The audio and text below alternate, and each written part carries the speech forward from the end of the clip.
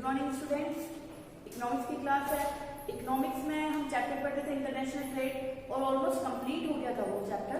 पर इसमें एक टॉपिक जो था वो मैंने आपको कहा था मैं बाद में बताऊंगी, उसको मैंने शॉर्ट में बताया था, उसको थोड़ा सा डीप में पढ़ लेते हैं कि कभी कभी क्या होता है उससे रिलेटेड कुछ क्वेश्चन आ जाते हैं और तो हम उसमें कंफ्यूज हो जाते हैं।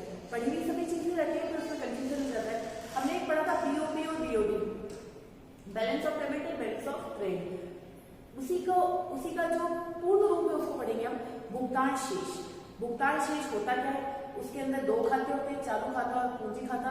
उसके अंदर कौन कौन सी मदें होती है, इन सब चीजों को आज हम क्लियर करेंगे तो हमारा इंटरनेशनल ट्रेड कंप्लीट हो जाएगा। लास्ट क्लास में मैंने आपको कुछ क्वेश्चंस दिए थे, वो आपने क्लियर कर लिए होंगे और उसको बेटा फिर नोटबुक में भी नोट करना है। ठीक है, चलिए स्टार्ट करते हैं। भुगतान शेष।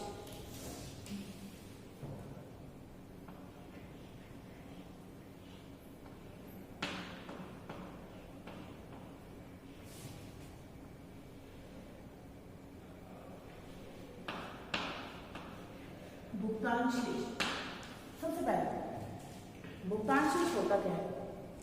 एक राशि, किसी भी एक राशि का अन्य देशों के साथ जो भी लेन देन होता है उसका लेखा जोखा किसमें किया जाता है? भुगतान शेष में। कितने वर्ष के अंदर? एक वित्तीय वर्ष में। समझ आए? नोट करें। देखिए क्या है, किसी राशि का भुगतान शेष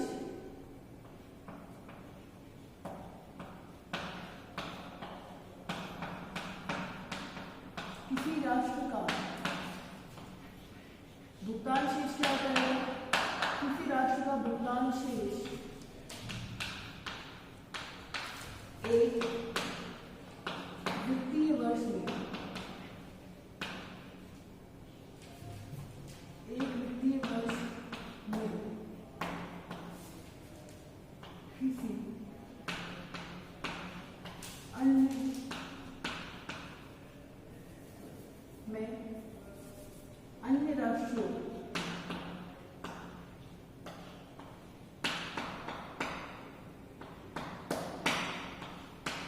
अन्य राष्ट्रों के साथ किए गए।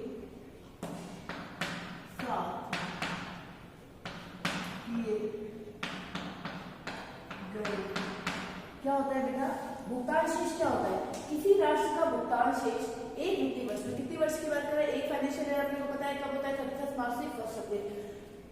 एक वित्तीय वर्ष में अन्य राष्ट्रों के साथ किए गए, मतलब कि अगर कोई और देश के साथ हम लोग क्या करते हैं, जितने भी लेन देन करते हैं वो सब किसके अंदर आते हैं? भुगतान शेष के अंदर। चाहे वो हमने लिया है या फिर दिया है, या कोई हमने लोन लिया है या फिर हमने पूंजी है, वो शेयर की कोई कैपिटल, मतलब जो भी हमने ट्रांजेक्शन किया है वो सब किसके अंदर आता है? भुगतान शेष के अंदर आता है। तो किसके अंदर की बात कर रहे हैं बेटा? एक वित्तीय वर्ष के अंदर।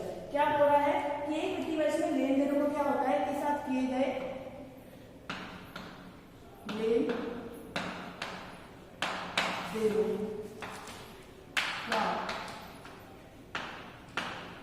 विवरण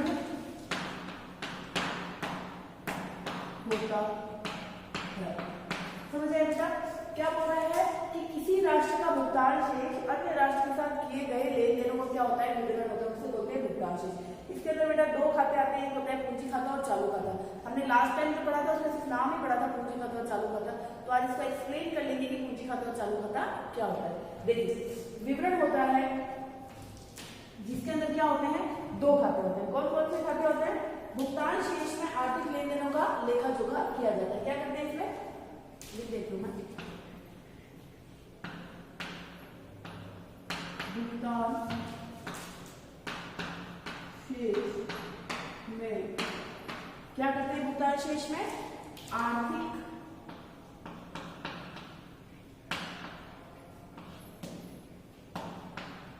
लेन देनों का लेखा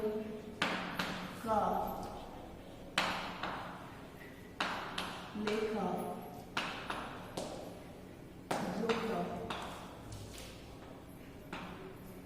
किया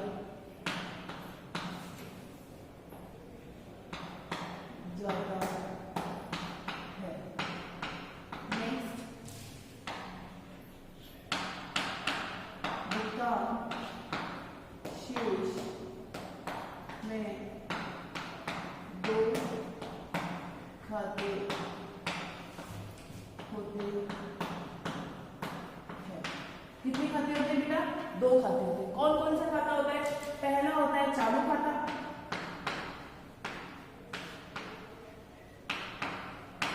और दूसरा होता है पूंजी खाता। हमने लास्ट क्लास में डिस्कस भी किया था बेटा, चालू खाते में वो मनी आती है जो कि क्या होती है, एक फाइनेंशियल ईयर से संबंधित होती है, और पूंजी खाते में क्या होती है, लंबे समय से जो रिलेटेड होती है, जो एक फाइनेंशियल से अधिक के लिए जो संबंधित होती है, वो किसमें आती है? पूंजी खाते में। क्या पढ़ रहे हैं बेटा? भुगतान शेष पढ़ रहे हैं। भुगतान शेष क्या होता है समझाए बेटा? भुगतान शेष क्या है? किसी राष्ट्र का भुगतान शेष, कोई भी राष्ट्र, चाहे भारत की बात करते हैं, क्या एक वित्तीय वर्ष में अन्य देशों के साथ जो भी लेखा लेन देन करते हैं उसका विवरण किसे कहते हैं? बीओपी, भुगतान शेष, बैलेंस ऑफ पेमेंट। क्लियर हो बेटा? इसमें 2 खाते होते हैं, पूंजी खाता और चालू खाता। अब इसमें थोड़ा सा डीप में पढ़ेंगे, चालू खाते में किन किन मदों को शामिल किया जाता है और पूंजी खाते में किन मदों को शामिल किया जाता है। चालू खाते में 5 मद आती है और पूंजी खाते में 3 मद आती है। क्लियर हुआ बेटा? अब हम बात करते हैं पूंजी खाता और चालू खाता की मदें कौन कौन सी होती है और इसको डीप में क्या करते हैं, कैसे क्या करते हैं। भुगतान शेष क्लियर हुआ बेटा? अंतरराष्ट्रीय व्यापार का ही एक पॉइंट है, हमने लास्ट टाइम किया था बीओपी और बीओडी 3rd क्लास के अंदर, पर उसका एक वो मैंने शॉर्ट में बताया था, उसको थोड़ा सा डीप में पढ़ लेते हैं। ठीक है बेटा? तो किसी राष्ट्र का भुगतान शेष एक वित्तीय वर्ष के अंदर लेखा चुका होता है। क्लियर हो गया? अब देखिए अपन बात करते हैं चालू खाते और पूंजी खाते।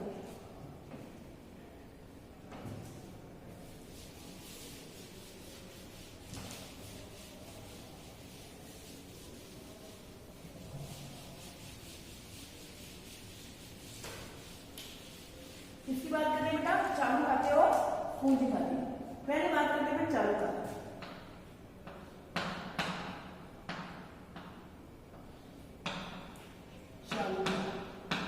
और यहीं पर हम लिख लेते हैं पूंजी खाता।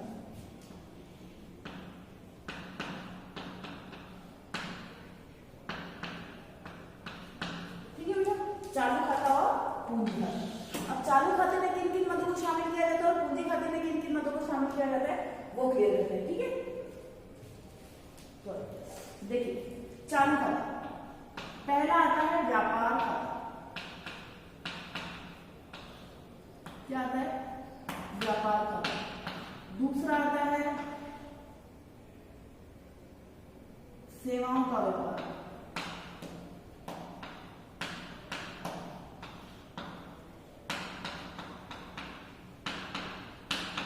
तीसरा आता है एक तरफा हस्तांतरण। एक तरफा हस्तांतरण क्या होता है बेटा? आपको बता देंगे। ये किसकी बात चल रही है बेटा? चालू खाते। किसकी बात कर रहे हो? चालू खाते। चालू खाते में 5 मदें आती है, उसमें 3 मदें कौन कौन सी आती है, ये एक दूसरे के ऊपर कैसे इफेक्टिव होती है और ये एक दूसरे को कैसे प्रभावित करती है। उसके बाद हम बात करते हैं चौथे पॉइंट की, क्या है? बाह्य प्रेशर।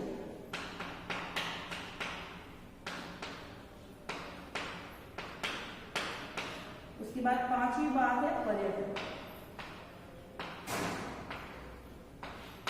ये 5 पॉइंट है, ये किसके अंदर आते हैं बेटा? चालू खाते के अंदर। जैसे व्यापार खाता। व्यापार खाता क्या होता है बेटा? हमने पढ़ा था बीओटी, जिसके अंदर केवल वस्तुओं के व्यापार को शामिल किया जाता है, वो क्या होता है? व्यापार खाता कहलाता है। तो व्यापार खाता क्या होता है बेटा? जिसके अंदर केवल वस्तुओं के व्यापार को, मतलब दृश्य मदों के व्यापार को शामिल किया जाता है, उसे क्या बोलेंगे? व्यापार खाता।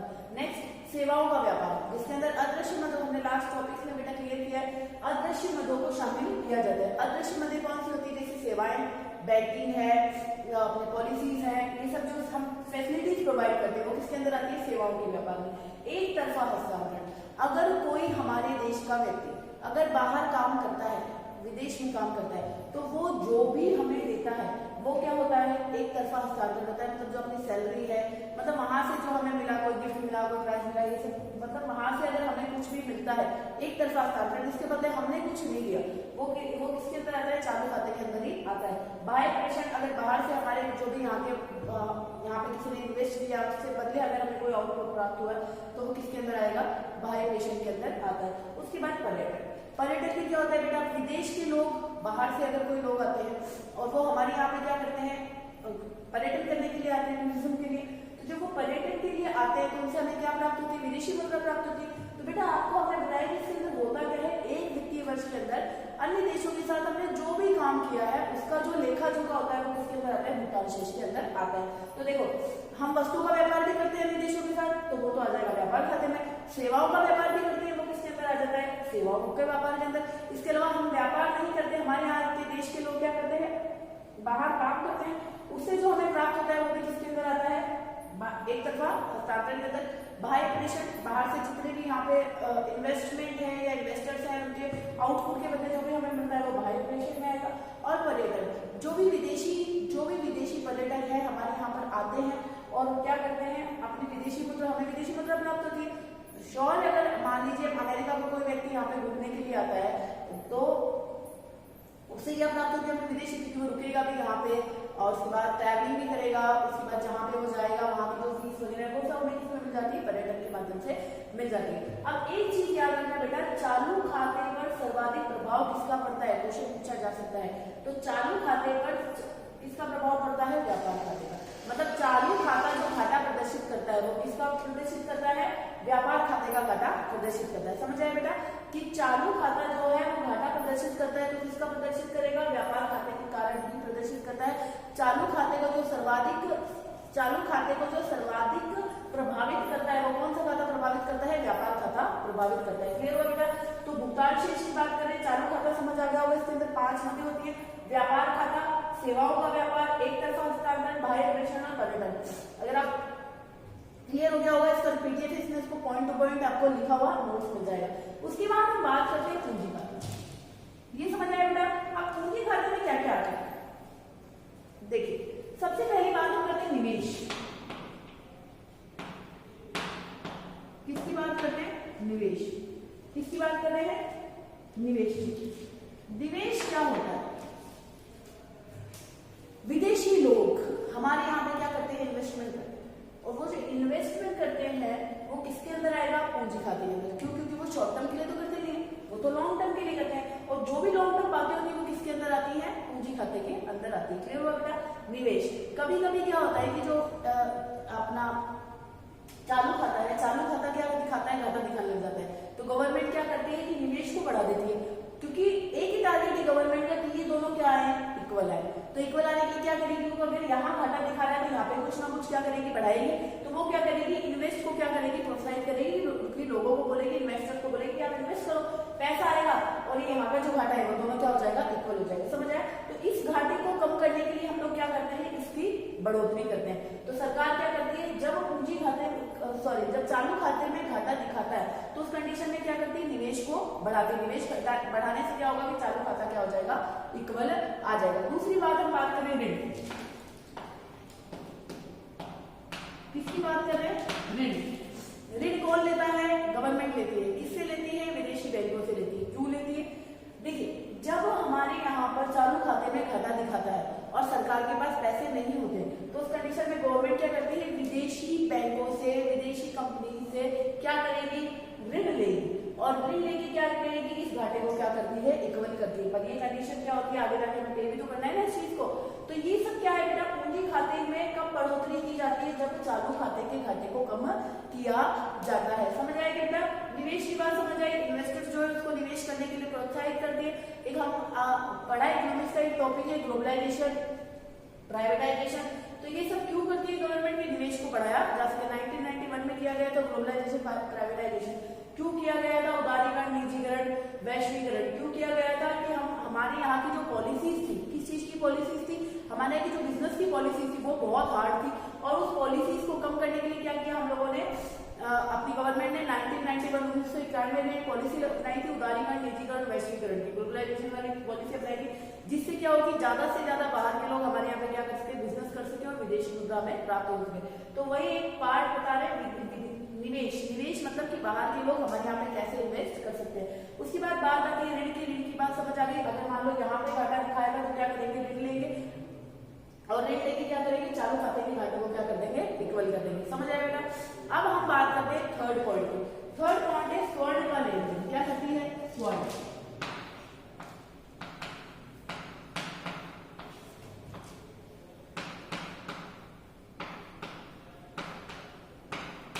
स्वर्ण का लेन देन। स्वर्ण का लेन देन क्या होता है, बेटा हमारे पास गवर्नमेंट के पास क्या होता है, गोल्ड होता है, और हमें क्या होता है कभी कभी गोल्ड को क्या करना पड़ता है, लेन देन भी करना पड़ता है। क्यों करना पड़ता है भाई, चालू खाते में अगर मान लो कमी है तो हम क्या करेंगे, गोल्ड सेल करेंगे, और अगर मान लीजिए अधिक हो रहा है तो हम क्या करते हैं, गोल्ड को परचेज करते हैं। वैसे अधिक की स्थिति तो होती ही नहीं है, बहुत कम होती है। वैसे आजकल जो हमारे यहाँ पॉलिसी चल रही है इकोनॉमी में, वो बजट घाटे को हमेशा शून्य माना जाता है। अगर यहाँ पे कमी है तो यहाँ से पूरी कर लो, यहाँ पे कमी है तो यहाँ से पूरी कर लो, पर दोनों को क्या कर दो, इक्वल कर दो। हमारे यहाँ पे कौन सी अवधारणा है, बजट घाटे को शून्य अवधारणा को माना जाता है, मतलब बजट में घाटा होता ही नहीं। अब नेक्स्ट चैप्टर में बजट ही क्लियर करने वाले, उसमें आपको पता चल जाएगा बजट होता क्या है, कैसे बनता है, क्या होता है। क्लियर हो गया। भुगतान शेष की बात कर रहे हैं। भुगतान शेष क्या होता है, एक वित्तीय वर्ष के अंदर अन्य राष्ट्रों के साथ जो भी लेन देन किया जाता है उसे क्या कहते हैं, भुगतान शेष कहते हैं। ठीक है, एक वित्तीय वर्ष, ये याद रखना, एक वित्तीय वर्ष के अंदर भुगतान शेष की दो मदें हैं, चालू खाता और पूंजी खाता। चालू खाता और पूंजी खाता, चालू खाता समझ आ गया बेटा, इसकी थ्योरी है तो थ्योरी आपको मैं पीडीएफ में अवेलेबल करा दूंगी, समझ आ गया होगा। व्यापार खाता क्या होता है, दृश्य मदों के व्यापार को व्यापार खाता कहते हैं। सेवाओं के व्यापार को तो सेवाओं के व्यापार को, जिसमें अदृश्य व्यापार होता है। ये चीज याद रखना कि चालू खाते में घाटे की स्थिति, चालू खाते पर प्रभाव सर्वाधिक किसका पड़ता है, तो चालू खाते पर प्रभाव किसका पड़ता है, व्यापार खाते का पड़ता है, मतलब दृश्य मदों के व्यापार का पड़ता है। अगर इसमें कोई कमी दिखाता है तो पूर्ति किससे की जाती है, इससे पूर्ति की जाती है। मतलब कि जो बजट घाटा होता है उसे क्या हमेशा शून्य माना जाता है। यहाँ कमी है तो यहाँ से ले लो, यहाँ कमी है तो यहाँ से ले लो। क्लियर हो गया बेटा। तो आज आपका इंटरनेशनल ट्रेड वाला छोटा सा टॉपिक मैंने लास्ट टाइम आपसे डिस्कस किया था बीओपी और बीओटी के बारे में, पर मैंने चालू खाता और पूंजी खाता लिख के छोड़ दिया था वहां पर। मैंने बताया था बाद में बताएंगे आपको, पर वो मिस हो गया था। तो ये टॉपिक हमारा कंप्लीट हुआ है। क्लियर हुआ बेटा। इंटरनेशनल ट्रेड होता क्या है आपको अच्छे से समझ आ गया। बीओटी, बीओपी, भुगतान शेष भी आप समझ आ गया होगा। अवमूल्यन, अधिमूल्यन कंप्लीट कर लिया हमने। विदेशी विनिमय दर भी कंप्लीट कर ली। कुछ क्वेश्चंस थे वो भी हमने डिस्कस कर लिए। फिर भी कोई क्यूरी है तो आप पूछ सकते हैं। और ये आपका चैप्टर आपका कंप्लीट होता है। नेक्स्ट चैप्टर स्टार्ट करेंगे बजट। ठीक है, नेक्स्ट क्लास में। अब तो आज तो ठीक है, टाइम कम है, हम कल ही स्टार्ट करते हैं, कल स्टार्ट करेंगे बजट। थैंक यू बेटा।